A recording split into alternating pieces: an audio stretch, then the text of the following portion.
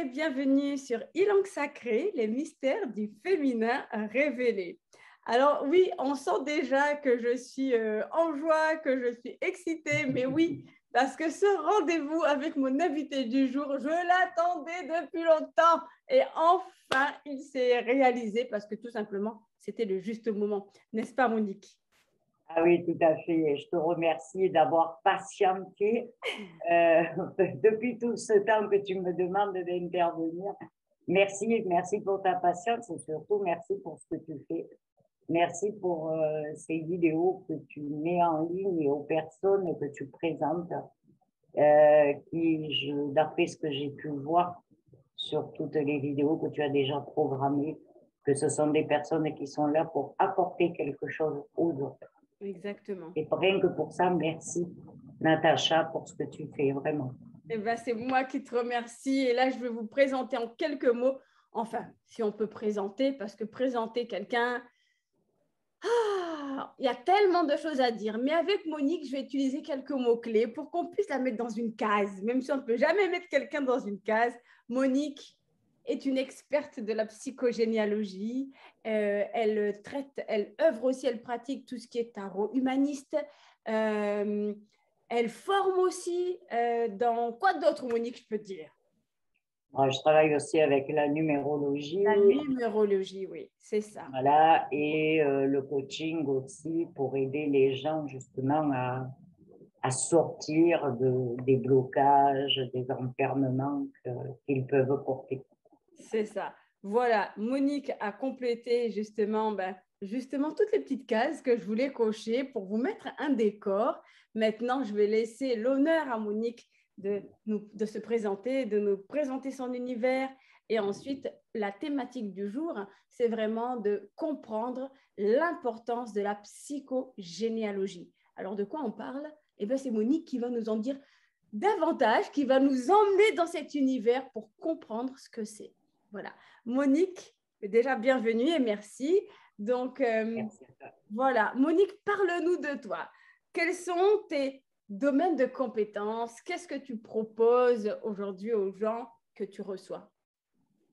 Alors, ce que je propose, c'est d'abord une étude, déjà une étude psychogénéalogique, hein, c'est-à-dire l'étude de leur prénom et de ce qu'ils peuvent porter comme mémoire Ah, par rapport au transgénérationnel. Ce sont des mémoires familiales oui, que chacun de nous va récupérer pour pouvoir les nettoyer, les dépasser et libérer effectivement l'arbre. Donc, je me sers effectivement de la psychogénéalogie, je me sers aussi du tarot, oui, qui pour moi était un inconnu, mais total, total. C'est vraiment quelque chose que je n'ai jamais approché. Et c'est parce que moi-même, j'ai été bloquée oui. que j'ai demandé à une amie qui le pratiquait de regarder si elle pouvait voir ce qui me bloquait. Oui, Et quand j'ai vu le résultat, j'ai créé des choses autour de ça et j'ai travaillé sur moi pour débloquer ça. Et quand j'ai vu le résultat, j'ai voulu à tout prix apprendre. Et contrairement à ce que je croyais, j'ai eu beaucoup de facilité à le comprendre et à l'apprendre. Donc, d'accord. je pense que, en tant qu'ancienne sorcière, je pense que je l'avais déjà en moi. Oui, ça a Et été une évidence pour toi en fait. mais carrément, alors que je le rejetais complètement. Hein. Je le rejetais. Ah, Ah oui, oui, c'est quelque chose qui m'intéressait même pas, j'avais même pas les cartes à la maison, je savais même pas ce que c'était, je savais même pas de quoi on parlait, en fait. Mais d'accord. c'est comme quoi, quand on doit prendre un chemin, la vie nous le fait prendre. Exactement. Et je me sers aussi d'une numérologie qui est assez complexe, mais très facile, et qui, tout cet ensemble-là, Oui, me permet de guider la personne. d'accord. Déjà, je vois tout de suite ces blocages, je vois tout de suite les freins qu'elle peut porter, Oui. et on va très vite droit au but, en fait. Ah, Et ça permet de gagner du temps, oui, de ne pas perdre son temps à chercher le pourquoi du comment, du quoi, du qu'est-ce. oui. Tout de suite, on peut commencer à travailler et à nettoyer tous ces blocages, tous ces freins que l'on se met seul bien souvent, mais qui sont une conséquence aussi de notre enfance, de notre éducation, de notre système social. Oui. Et la psychogénéalogie par-dessus vient tout mélanger et en fait le tout fait un outil de travail qui est très libérateur. Magnifique. Ça fait une belle palette d'outils, en tout cas, pour nous aider dans notre Oui, cheminement. oui, et franchement, ça fonctionne très, très bien. Et je suis très, très heureuse justement de pouvoir transmettre tout ça, Oui, pour que la relève soit assurée et que les jeunes générations puissent prendre le relais et à leur tour diffuser, s'en servir, former et que l'humanité se relève et vraiment se relève, mais hors de tous ces sentiers fermés dans lesquels nous avons été enfermés si longtemps. exactement. Tu as parlé de transmettre, Monique. Alors, ça veut dire clairement, voilà, que tu proposes aussi des formations. Oui, tout à fait. Je propose des formations. C'est soit en présentiel, parce Oui, que j'ai mon cabinet sur la Garde, près de Toulon. oui, Donc, soit en présentiel, soit par Skype.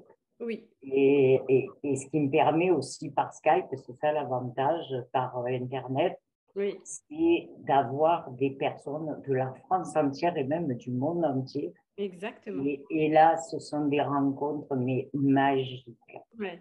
Magiques. On est ensemble pendant 3 ou 4 mois, hein, à raison d'une journée par mois. Oui, Mais c'est un plaisir immense.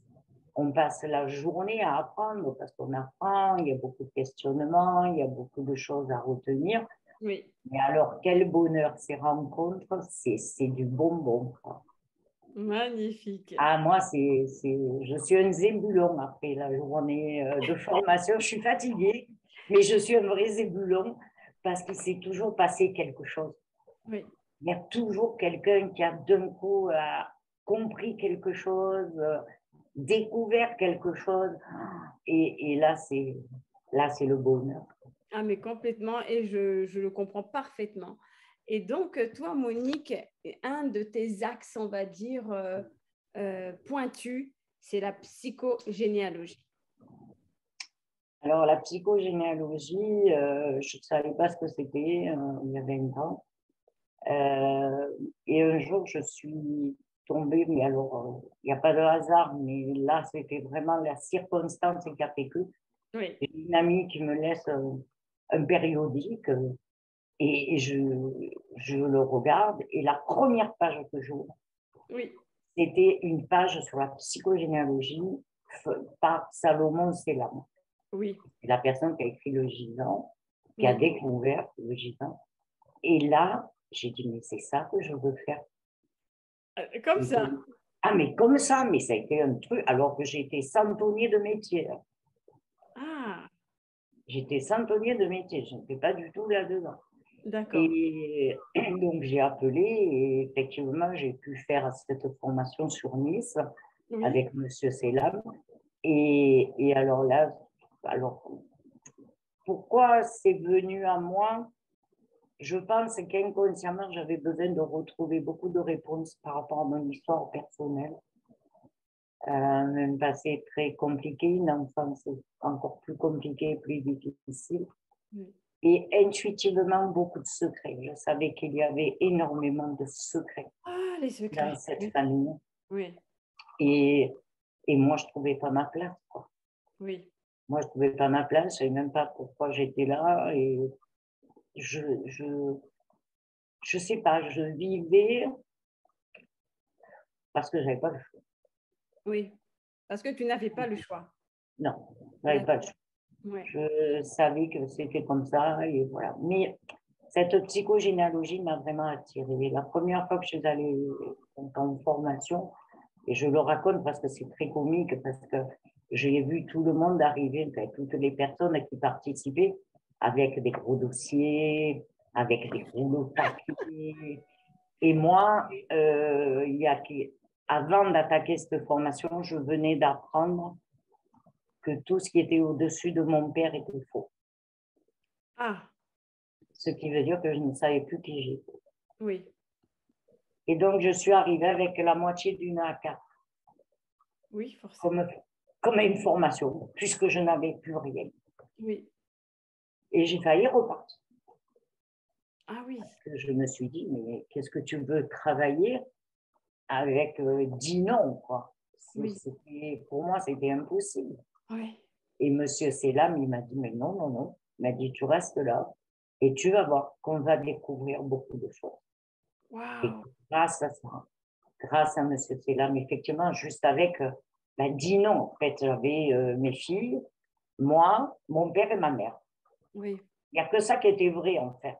Oui. Et grâce à ce petit nombre-là, Oui. monsieur Selam est arrivé à me quasiment trouver les réponses pour que je commence à comprendre mes origines. Et alors là, ça a été comme j'y suis allée à fond et, et j'ai pu arrêter en fait. J'ai pu arrêter parce que la psychogénéalogie, c'est notre histoire à tous. Oui. C'est vraiment notre histoire à tous. Nous sommes tous issus de grands-parents, d'arrière-grands-parents, de parents, et chacun a son histoire. Chacun a accumulé les histoires de ses ancêtres. Et je dirais que nous, les femmes, on est en première ligne.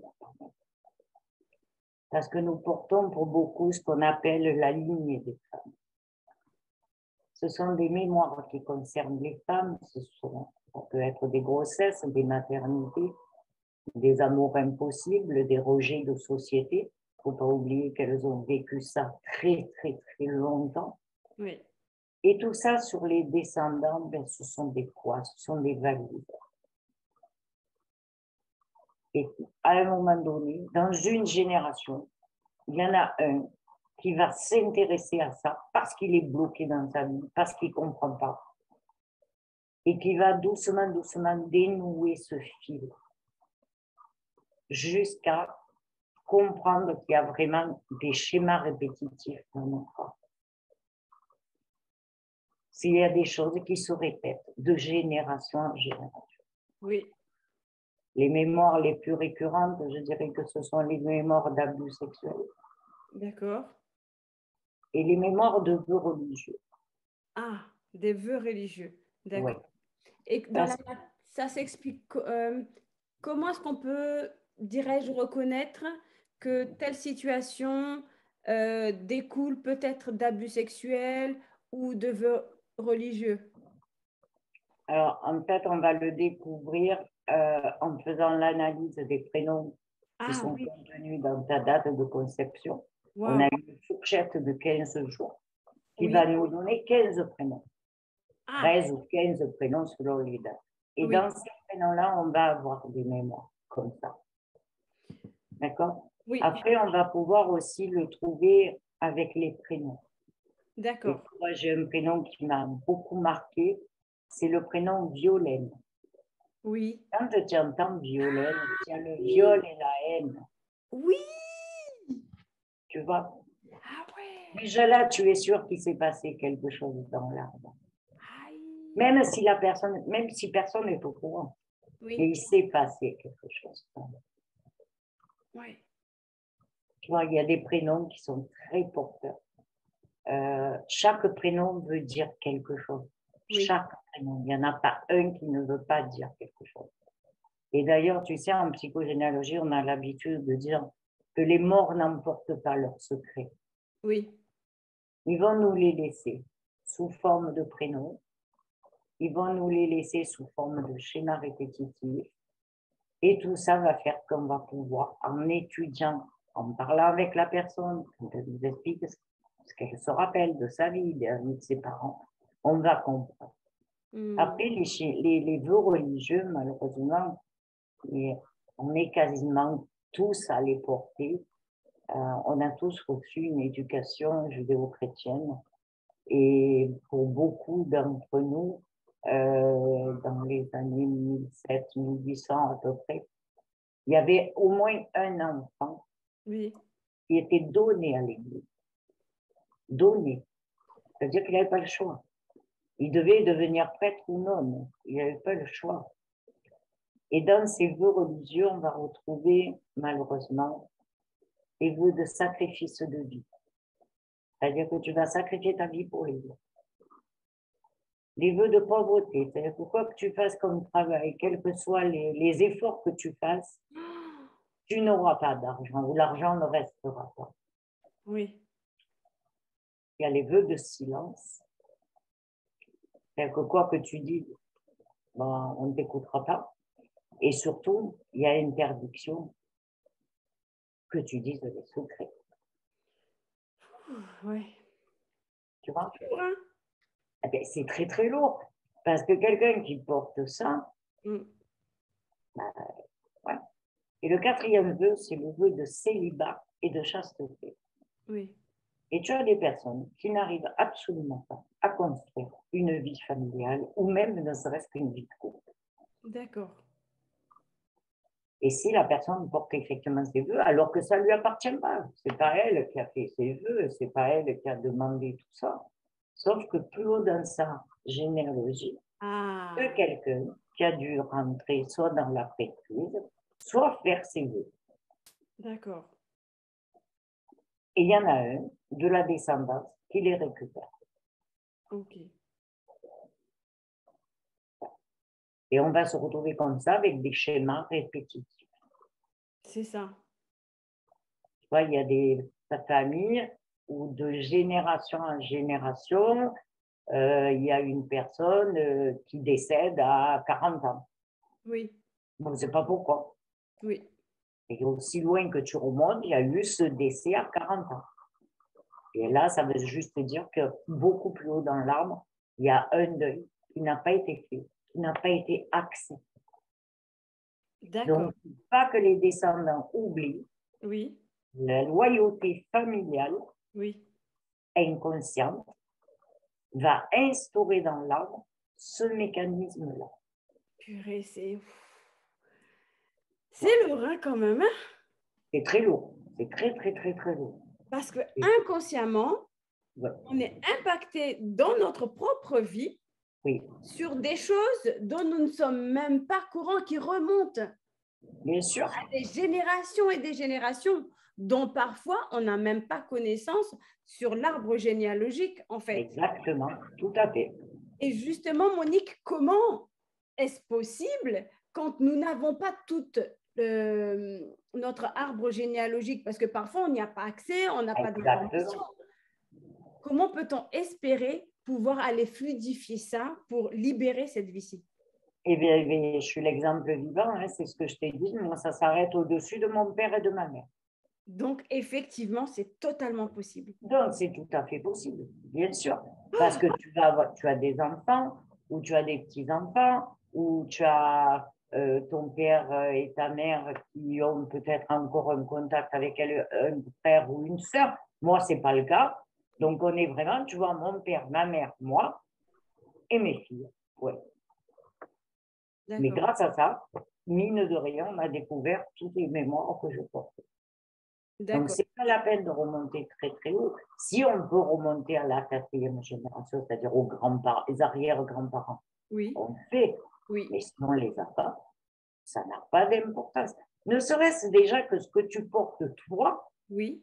est hyper parlant, D'accord. déjà. Ouais. Donc, si on n'a pas beaucoup d'informations, ce n'est pas grave. On va trouver, d'une manière ou d'une autre, on va trouver des réponses. Hmm. Mais tu sais, je pense que tout est très bien fait. Oui. Tout est vraiment très bien fait. Parce que tu vois, même si tu n'as pas beaucoup de membres de ta famille sur lesquels tu puisses poser des questions et te retourner, on t'a donné des prénoms. Toi, tu vas donner des prénoms à tes enfants. Oui. Tu vas rencontrer un conjoint de tel prénom. Oui. Et rien que tout ça va nous donner des réponses. Donc, Ah, tout est juste et tout est bien fait. Il faut comprendre une chose, c'est que quand on a des enfants avec une personne, les deux arbres se marient aussi. C'est ah. que tu ne vas pas rencontrer la personne, oui, tu l'aimes, vous êtes beau, on est beau, je t'aime, tu m'aimes, oui, ok. Mais il n'y a pas que ça. Il y a ce qu'on appelle une attirance énergétique transgénérationnelle. Ah bon, ça, je ne savais pas, Monique. Et que souvent, quand tu fais le couple, que tu regardes les deux personnes, Oui. il y a facilement moitié de mémoire identique. Oh! Et ça marche, c'est tout le temps comme ça dans les Ouais. couples? C'est fou ça.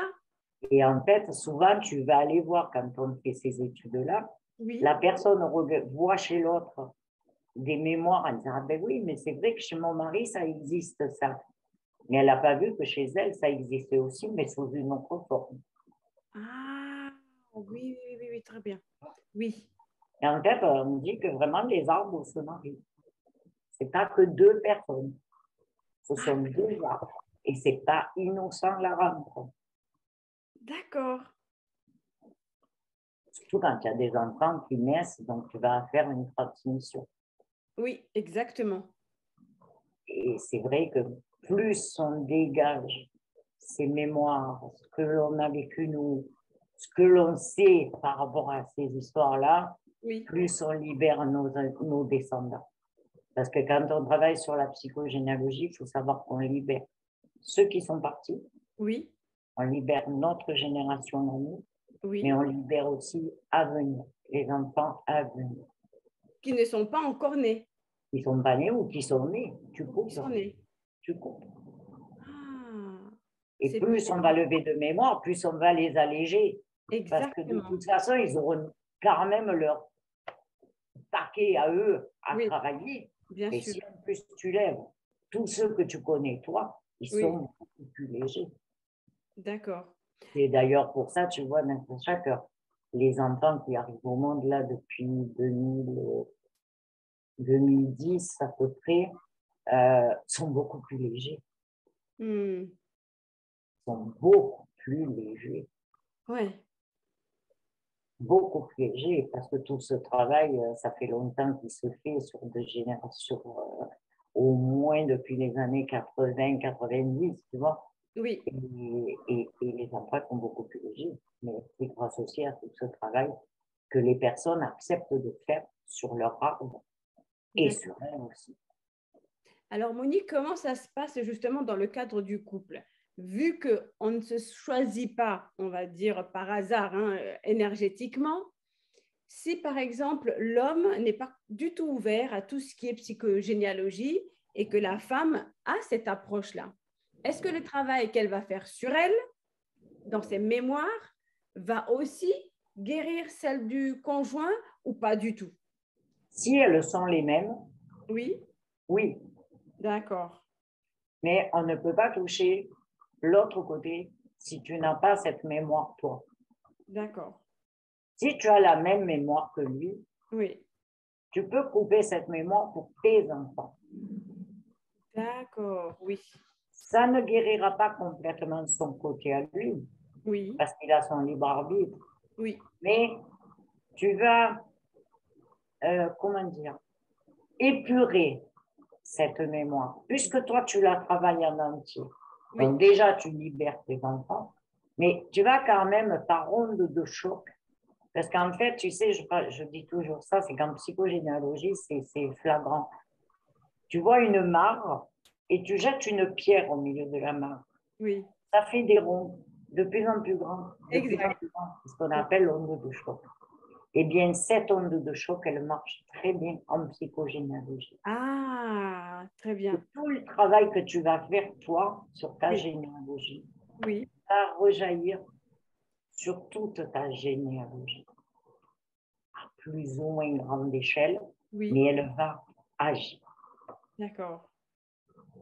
Et en quoi le rôle des femmes est-il important dans la psychogénéalogie? Et parce qu'on est toutes porteurs de la ligne des femmes. Il faut savoir que la liberté des femmes n'est pas si vieille que ça. Oui, Hein. Et que les femmes, ce sont les porteuses de la vie. oui, C'est nous qui donnons naissance. Bien sûr, on a besoin des géniteurs, mais oui, c'est nous qui donnons la vie, c'est nous qui les portons. Et à partir du moment où nous portons la descendance, nous sommes en première ligne pour être concernés à porter ces mémoires. Parce que ce que nous vivons, nous le transmettons aux enfants, en oui, direct, oui, en direct. Et donc, la lignée des femmes est très importante à travailler pour justement libérer toutes celles qui sont parties, toutes nos ancêtres qui n'ont pas pu, elles, vivre certaines choses, qui ont été contraintes, qui ont beaucoup subi. Nous, aujourd'hui, on a cette opportunité, cette chance d'être libre, beaucoup plus libre. Oui. Et la femme est un pilier dans la psychogénéalogie parce qu'elle transmet de la vie. D'accord. C'est notre rôle premier, Mhm. déjà. Et tout ce qui se transmet de mère à fille Oui. est beaucoup plus important que tout ce qui se transmet de père à fils. En termes de bagage, tu veux dire, Monique? Oui, oui, oui. Ah, En d'accord. termes de bagage. Oui. Parce que nous, comme on porte la vie, on va transmettre aussi l'émotionnel. Ah oui, On oui. va transmettre la douleur Oui. des femmes qui ont perdu leurs enfants pendant les guerres ou qui ont perdu des enfants en bas âge. Oui. On va transmettre la souffrance qu'on a pu ressentir, qu'elles ont pu ressentir, d'être séparées parfois de leurs enfants. Mm. Parce qu'elles ne pouvaient pas les élever, parce qu'elles ne pouvaient pas les nourrir, parce que... Alors qu'un homme, lui, ce qu'il va transmettre à ses fils, Oui. ça va être plus une notion de justice, D'accord. de combat, Oui. de travail. On ne transmet pas la même chose. On ne transmet pas du tout la même chose. D'accord. Parce que nous, il y a l'émotionnel en plus. Oui. Tu sais, tu as eu une mère qui, pendant ta grossesse, a beaucoup pleuré, beaucoup Ah oui. souffert. Exact. Oui. Eh bien, tu vas le récupérer. Tu vas le récupérer en direct dans le ventre. Exact. Alors qu'un père qui vit la même chose, je ne dis pas que c'est moindre, pas du tout, parce que ça peut être encore plus compliqué pour un homme, puisque lui, il n'a pas le droit de pleurer, il n'a pas le droit de le dire, mais il ne le transmet pas de la même manière. Oui. Tu vois? Oui. Donc, pour ça que la lignée des femmes en psychogénéalogie est très importante. Très, très importante. Et si on s'aperçoit qu'on fait partie effectivement d'une lignée des femmes, et alors c'est quelque chose qui est magique. Parce que quand on fait vraiment partie d'une lignée de femmes, Oui. intuitivement, on sait qu'on est là pour la nettoyer. Alors, Monique, quand on sait qu'on fait partie d'une lignée de femmes, comment est-ce que ça, on peut le savoir? Un exemple. Parce qu'il y a des schémas répétitifs qui ne se reproduisent que sur les femmes. Ah, ok. Ça Donc, peut être des veuvages de femmes jeunes, oui, ça peut être des maladies oui, qui concernent les je femmes, répète. et ça se répète de génération en génération. D'accord, là, ça doit être en fait un signal. Oui, tout à fait. Ok, Et c'est vraiment des choses, tu vois, dans ta généalogie, si tu as plusieurs femmes qui sont filles-mères, qui oui, ont été abandonnées, oui. eh bien, tu vas le retrouver de génération en génération. Et si tu le retrouves au moins 3 fois, tu sais que tu es dans une lignée de femmes. Ça, c'est un super repère, effectivement, à observer dans son Oui, quotidien. parce que tu te dis, OK, ça m'arrive, bon, OK. Et puis, normalement, c'est arrivé à ma mère aussi. Oui, Et puis, c'est arrivé à ma grand-mère aussi. OK, donc c'est qu'il y a quelque chose. Et à tous les coups, si tu as une fille, si tu ne le nettoies pas, ça lui arrivera aussi. d'accord. Monique, j'ai une question un peu spécifique. Alors, tout à l'heure, on a parlé des prénoms. Donc, par exemple, Violaine. Violaine, ça va être une consonance très européenne. Mais si aujourd'hui, j'ai un prénom du genre Fatima, par exemple, est-ce que même dans les prénoms, j'ai envie de dire arabes, musulmans, est-ce qu'on arrive aussi à trouver des mémoires? Alors, on arrive à trouver des mémoires. Alors, il n'y a pas de dictionnaire où, d'accord, oui, tu vas taper Google, il va te donner une base de prénom, mais Oui, qui n'est pas celle de la psychogénéalogie. D'accord. Alors, pour trouver la signification d'un prénom, moi, je me sers de plusieurs outils. D'accord. C'est-à-dire que je me sers du langage des oiseaux. Je Ah, dis syllabe par syllabe le prénom. oui. D'accord? Oui. Tu vois, Fatima. Oui. Oh, qu'est-ce que j'entends dans Fatima? Dans Fatima, il y a le Fa. Le Fa, c'est la quatrième lettre et c'est la quatrième note Oui. Musique. de musique. Oui. Donc, ça veut dire qu'il y a une quatrième de fratrie Hmm. qui a pu poser problème. D'accord. D'accord? Oui. Le Ti, c'est le toi. C'est Oui. toi. Oui. Oui. C'est toi. Ça peut être le petit aussi. Oui. Ça peut être le toi. Et le ma, ça peut être soit un mari, soit une maman, soit une mère. Tu Ah, vois? Ou quelque chose qui t'appartient à toi. oui. Le moi. Oui. Donc là, quand tu as son prénom Fatima, euh, tu peux poser la question de savoir si une mère n'a pas perdu un quatrième enfant. Hmm. Ou qu'est-ce qui s'est passé pour Oui. une maman Oui. avec un quatrième enfant? Ah, ouais. Est-ce qu'elle a pu l'élever? Est-ce qu'il est décédé? Est-ce qu'elle l'a perdu? Ouais. En fait, on se sert de ça, comme ça, c'est le langage des oiseaux. D'accord. Et après, des anagrammes. Oui. Ah oui, effectivement, les anagrammes. Oui. Anagramme, ça marche très, très bien. D'accord. Donc voilà, pour trouver, décoder, on travaille comme ça. Alors, tu écris le prénom en entier, puis tu essayes de le décomposer. Oui. Voilà, et en fait, ça va nous donner une mémoire. Une ou plusieurs mémoires.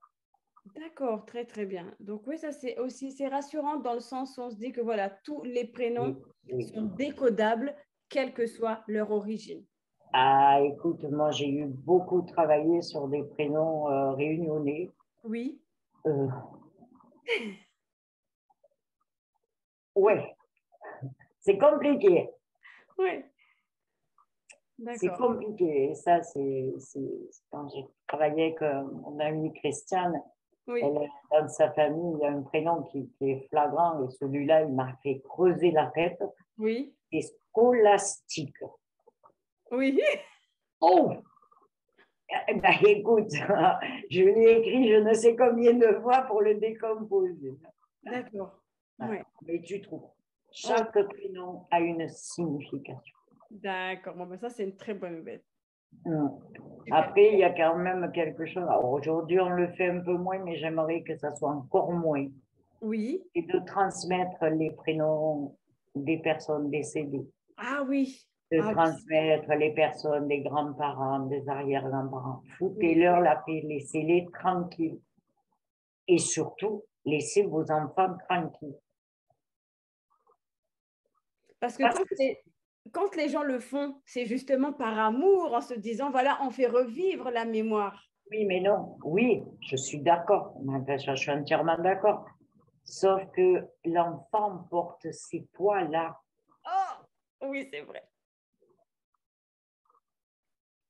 Si tu mets le prénom d'une grand-mère qui a vécu Ouh, une vie atroce, oui, le prénom d'un grand-père qui malheureusement a connu les guerres, les privations, peut-être la mutilation, peut-être vraiment des choses très compliquées, hmm, tu le transmets à l'enfant. d'accord, ok. En fait, il a un poids sur la tête supplémentaire Oui, à éviter. À d'accord, éviter. ok. Et C'est vrai surtout, si vous perdez un enfant, ne redonnez pas son prénom à celui qui vient après. qu'il vient après. D'accord. Message très important, en effet, Monique. Oui, parce que quand tu appelles l'enfant, Oui. il faut que tu appelles l'enfant, pas que tu appelles celui qui est parti. Ah oui, ouais. Parce que sinon, problème d'identité chez l'enfant. Énorme problème d'identité parce qu'il ne s'est pas payé. Oui, Que quand même, notre premier prénom, c'est notre identité. d'accord. Voilà. Éviter aussi les diminutifs. Éviter de couper l'énergie du prénom de la personne. si c'est possible. Les petits noms, on peut les avoir, les petits doudous, tout ce qu'on peut. Et quand vous parlez à une personne, Oui. employez son prénom en entier. Ah, tu parles du vivant. Par exemple, moi, Ah, du vivant. Natacha, Tu t'appelles Natacha. Tu on va t'appelles pas. pas Chacha ou Nata ou je ne sais pas comment on peut. Oui. Quel est l'impact, Monique, justement, d'appeler une personne par... Mais c'est courant, par exemple, Alexandre, on va souvent dire Alex. Oui, mais tu lui coupes une partie de son énergie. Tu lui coupes une partie de son énergie. Parce que ton prénom usuel, Oui, c'est ton identité. oui, C'est ton pouvoir énergétique sur cette terre. C'est ton identité. Si on te coupe ton identité, oui. on te coupe d'une partie de toi. Aïe, aïe, aïe. Ouais, Dans la mesure du possible, oui. c'est bien de l'éviter. D'accord, très, très bien. Ah non, non, mais là, tu as énoncé énormément de choses, de points clés très importants à conscientiser, en fait, pour se fluidifier la vie.